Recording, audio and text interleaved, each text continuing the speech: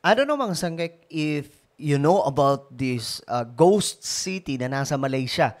No? Pero ito po ngayon ay very interesting topic dahil nga po na ibalita ng international media. Marami na pong nagbalita dito mga sangkay at tingnan po natin ano nga ba itong sinasabing ghost city na nasa Malaysia.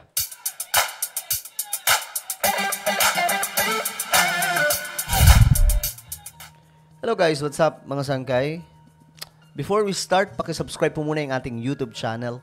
So sa baba ng video na to, makikita nyo po yung subscribe button mga sangkay.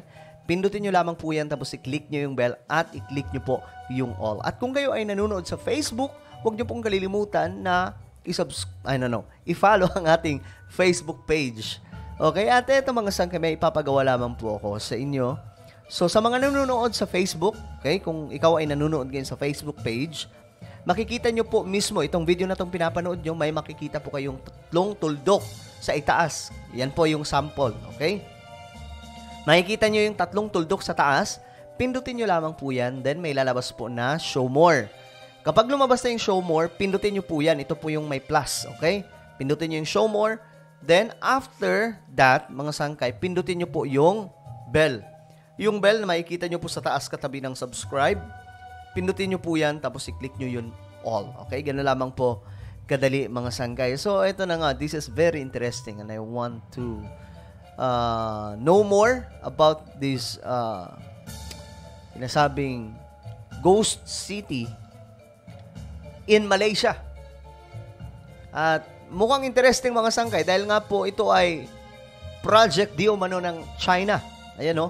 Inside a Chinese ghost city in Malaysia na nagkaroon po ng real estate crisis. Nagkaroon po ng depekto, nagkaroon po ng problema. Marami na po ang gumawa ng video na to mga sangkay na ibalita nga po itong malaking problema ng China. So, ito po ay project ng China. So, tingnan po natin kung anong klaseng lugar ito. Meanwhile, in China, the real estate sector is in a slump. A few years back, Beijing bet everything on real estate. It was their growth engine. Real estate delivered up to 30% of China's growth. But a few months back, the entire sector collapsed. Developers started defaulting on their debt. Ayun. Nag-collapse po yung entire sector po nila. Pambihira. So, nagkaroon po ito ng problema ng pagdating po sa pera. And left thousands of home buyers in the lurch. Until now, the impact of this collapse was limited to China, but now it's being felt beyond its borders. Like in Malaysia. They have a Chinese ghost city in Malaysia. $100 billion luxury project that has tanked. Most apartments are sitting empty and the buyers seem to have no recourse. Here's a report. It promised to be a paradise in... Ayun. Ito po yun mga sangkay ang sinasabing ghost city ng Malaysia. Pero ang ganda pa naman ng mga disenyo no? Ano ba nangyari sa lugar na ito? Southern Malaysia. The structures are built on reclaimed islands, surrounded by luxury facilities. There's a water park, a garden maze, a beach, a shopping mall, and a golf course. Everything that you can wish for. The forest city was supposed to have it, but the project failed to take off. Today, the forest city is called a ghost town. Ayan na. Yan na yung tawag sa kanya mga sangkay. Ito sa lugar na ito. Ghost town na po. Doon sa Malaysia. Barely 15% of the project has been built and fewer than 10,000 people live here. Naku. Fewer, ibig sabihin, mas mababa pa po sa 10,000 ang nakatira dito. Kasi ang pagkakaalam po natin mga sangkay, dapat ang maninirahan dito, ito daw po in-ready for 1 million of people na kaya pong mag-occupy sa buong area na ito mga sangkay. But that's just 1% of the planned occupancy. Nako, 1% lang. The rest of the complex lies deserted. When the project was launched 7 years back, few had questioned its viability. Country Garden, a major Chinese developer, was behind it. Nako. So ito ay China pala yung developer niyan, mga sangkay. So ano ba ang nangyari sa proyekto na ito? I just remember mga sangkay, way back, ilang taon na ba ang nakaraan? Kasi mayroong tinatawag dati na Pearl of Asia. Okay, na project dapat dyan po sa Maynila. Ang mangyayari sa may Manila Bay, may extension po siya, mga sangkay, na doon po sa dagat, gagawan po ng reclamation, then gagawa po doon ng napakalaking, ano tawag dito? Syudad. Yan tatawagin po na Pearl City of Asia. The Pearl of Asia. Something like that, mga sangkay. So parang ganito din po yun kasi Chinese din po ang magfa-fund sana nun. They promised to invest $100 billion in the project. But their grand vision is far from being realized. Agoy. So far, just $4.3 billion has been invested. Agay, napakaliit. Now its future seems uncertain. Country Garden is struggling. It has amassed almost $200 billion in debt. Ang laki na po, Mabot na po sa 200 billion US dollar. The developer has suffered losses. It has missed debt payments, and sales of homes are not picking up. Pero ang ganda pa naman ng design sana no? Kaya nga lang hindi po siya nag-click, mga sangkay.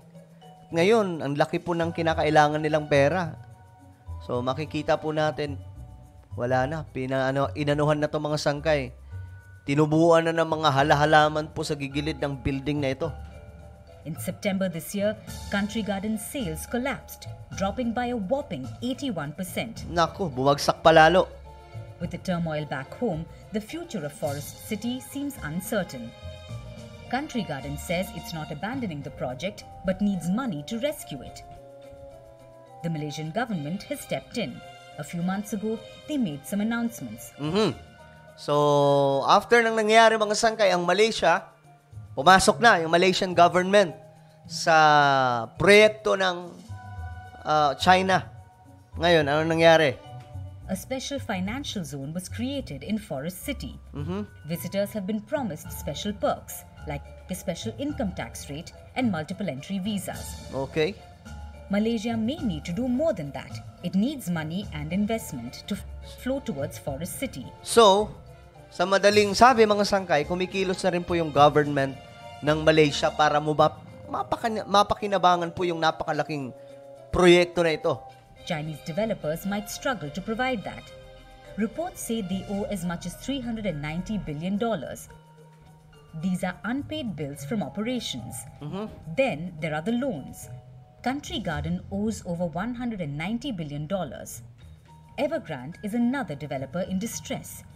Grabe, kawawa po dito yung developer. It owes a whopping $340 billion. Grabe, tingnan nyo mga sangkay. Naging ala ghost town talaga pag dumaan ka dito, tapos walang mga nakatira. Ang lalaki pa naman ng mga building na ito. The defaults have hit the sector hard. In recent years, as many as 53 Chinese developers have collapsed. And there could be more in the coming days. China has its own ghost cities. Di ba? Ang China rin, mga sangkay, meron po talaga sila sarili. Sa China, meron po silang sarili mga building na na-abandon na lamang mga sangkay dahil nga po nalugi. By one claim, there are 65 million empty homes in China. Grabe 65 million na empty na mga kabahayan doon po sa China. Real estate developers built these homes, but they couldn't fill them up. China's real estate sector grew on the back of large loans. But now there's an oversupply. There are more homes than buyers, leaving Grabe, mas marami pang mga bahay kaysa sa mga bibili ng bahay. Chinese officials with fewer options to revive failed projects. So, very interesting, mga sangkay. Itong sinasabing ghost town or ghost city doon po sa Malaysia, kung saan inabando na po ng marami. Ayan po, titingnan nyo po. Inabando na dahil nga po sa pagkalugi at malaki pong pera ang kinakailangan.